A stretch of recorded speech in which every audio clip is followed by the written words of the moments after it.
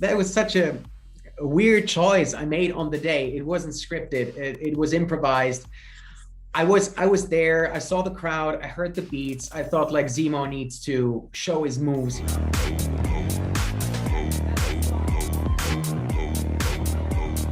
Daniel, I'm loving the mustache.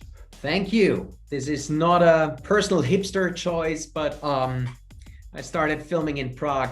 It's a movie set in the First World War, so that's what I got. Well, even if it was a personal hipster's choice, I really like it.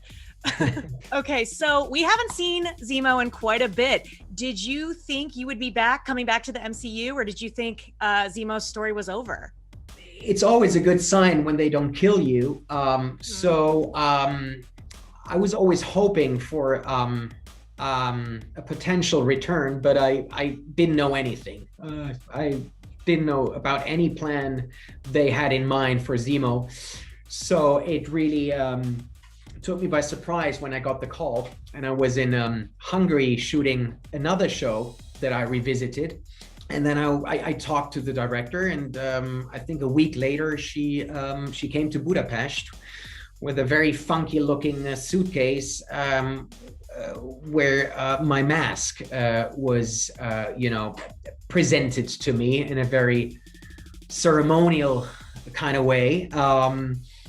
And then I was totally enthusiastic about this show, because I thought, not only can I revisit a character that I really liked, but also I can do something else with it. I can wear the iconic mask. I can show his aristocratic background. There's much more sense of humor in it for me. So I didn't have the impression that I would repeat myself. That's interesting. They came with like a briefcase full of money, but it was Yeah. the mask. It was like, what do you think? And it was so, she said she had to have it on her, so it was hand luggage. And obviously some security guys in Hungary said, well, can we have a look? And so imagine a woman traveling with that purple mask. So that's like, what is this for? yeah. Well, Zemo made quite the re-entrance, especially with your little dance move moment. Have you seen the reactions from everyone? I'm so it is so crazy, because that was such a weird choice I made on the day. It wasn't scripted. It was improvised. I was there. I saw the crowd. I heard the beats. I thought like Zemo needs to show his moves. He needs to let off some steam after sitting in a dodgy German prison for years. So, and especially every possibility to annoy Sam and Bucky is good. So I just decided to do this little dance, and I was 100% sure that they would cut it. So I'm thrilled that they kept it in the final cut, and to see the reactions. I mean, some of my friends texted me and put on their own tunes to the dance. I mean, it's really funny. Yeah, I want to party with Zemo. Oh, you should. He's done a lot of very bad things, but audiences are really starting to root for him, even over John Walker. Did you ever expect that people would be loving Zemo and hating Captain America? It's hilarious. They should all join Team Zemo.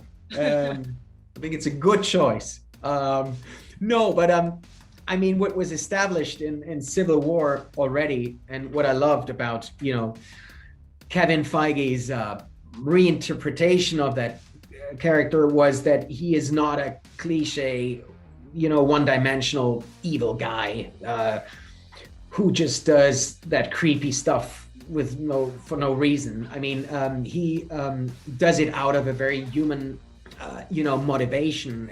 He has suffered severe loss.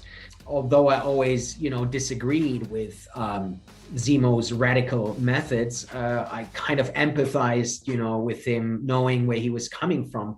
And that ambiguity is carried on in the show as well. So you cannot totally dislike him. No, you're right.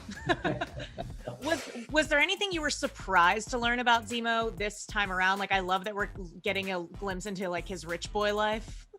Well, a lot of cars and a private jet. I didn't know that before either.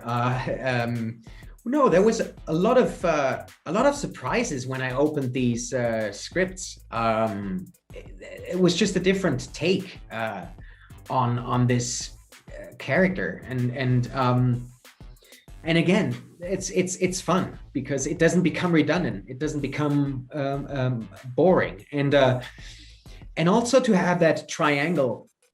I love that. I always love these, these scenes between these three because I mean they couldn't be more different, and and they all come from very different places, obviously. But what I always liked is that underneath it all, there's a mutual understanding and almost a respect. Well, maybe not a respect, but an understanding for for the traumas that each of them had. They're all haunted by the demons of their past. They've all gone through a lot, have lost people very dear to them. And so this dynamic between those three getting to know each other, becoming a boy band, it was something that I really enjoyed. I love that. There's a lot of theories about Zemo's mask. Some say he might be trying to look like Thanos. Will we get more backstory into why he wears the mask in upcoming episodes? Well, like my character Zemo, I love being opaque and mysterious, secretive and enigmatic, and I won't tell you a thing. Fair enough. You will have to check it out. I couldn't and wouldn't answer that question. I was wondering when you were going to show up.